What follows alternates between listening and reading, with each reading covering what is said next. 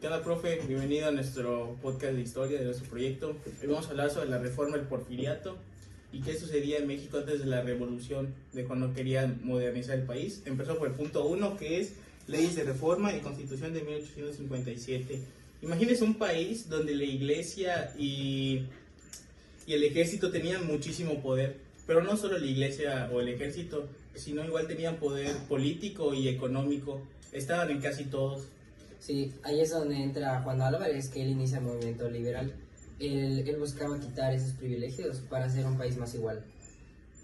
Y pues igual estaba mal eso, porque pues mucha gente poderosa no se iba a querer deshacer de sus privilegios tan fácilmente, porque no es algo que hayan estado pues trabajando para que luego tengan que deshacerse de ello. Exacto, y por eso empieza el conflicto fuerte entre liberales y conservadores y se implementan leyes como la ley de Juárez. La ley Lerdo, que obligaba a vender las tierras de la iglesia, pero también afectó mucho a las comunidades indígenas. Y ahí está el detalle, porque no todo fue progreso. Sí, muchas comunidades indígenas perdieron tierras, que era lo que tenían para vivir.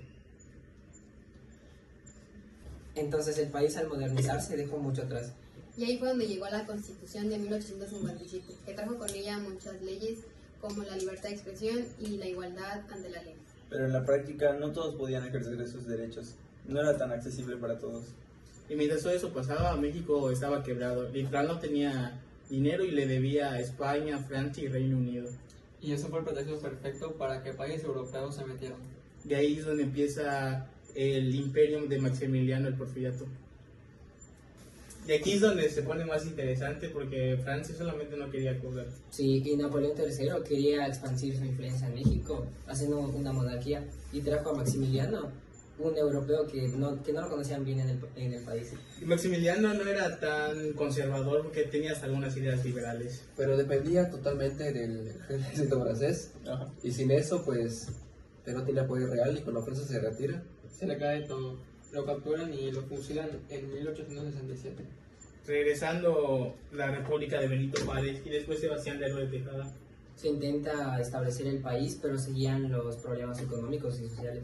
Y ahí es donde aparece Porfirio Díaz. Y Porfirio Díaz primero se opone a que lo reelijan, pero al final de cuentas terminó quedando en el poder durante muchos años más. Y aquí entra el punto 3, que el porfiriato y el crecimiento y desigualdad. Y pues hay que decirlo como es, el porfiriato trajo muchos avances. Y pues ya después de mucho tiempo hubo estabilidad. se construyeron igual miles de kilómetros de ferrocarril. Y llegó la inversión extranjera, sobre todo de Estados Unidos y Europa. Pero aquí viene otra cara, la riqueza no solamente se repartía entre empresarios extranjeros y gente que crecía cerca. Y pues los trabajadores tenían jornadas muy largas y casi no les pagaban dinero. Pero acá también hubo modernización, por ejemplo, el telégrafo o industrias, ciudades creciendo y así. Pero ¿sabes qué? También esto hizo que haya mucho más explotación de recursos y humanos igual. ¿Y el campo? Muchos campesinos perdieron tierras y terminaron trabajando en haciendas, casi que parecían peones endeudados. Mostraba un progreso pero desigual. Y ahí es donde entra el punto 4, que es oposición y tensión social. Ahora la pregunta clave es, ¿había democracia? Pues en teoría sí. Pero en la práctica Porfirio Díaz controlaba las elecciones. O sea, una democracia pero de fachada. Sí. Sí, y eso empezó a generar mucho descontento. Hubo huelgas importantes como Cananea en 1906. Y Río Blanco en 1907, donde los trabajadores protestaban por sus condiciones, no solo los obreros. Y ahí también surgieron movimientos políticos como el liberalismo mexicano.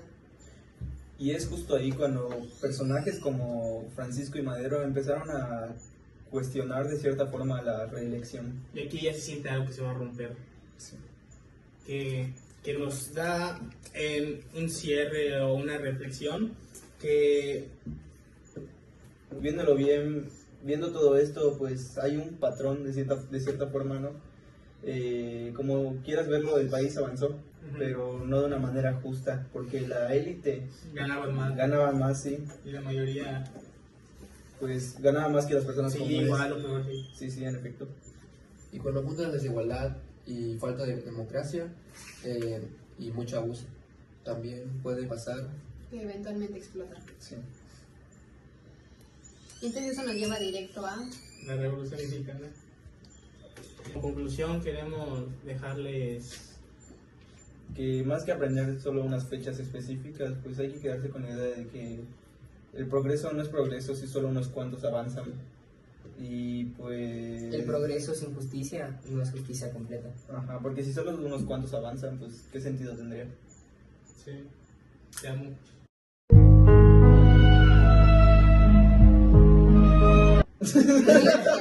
Ya terminó.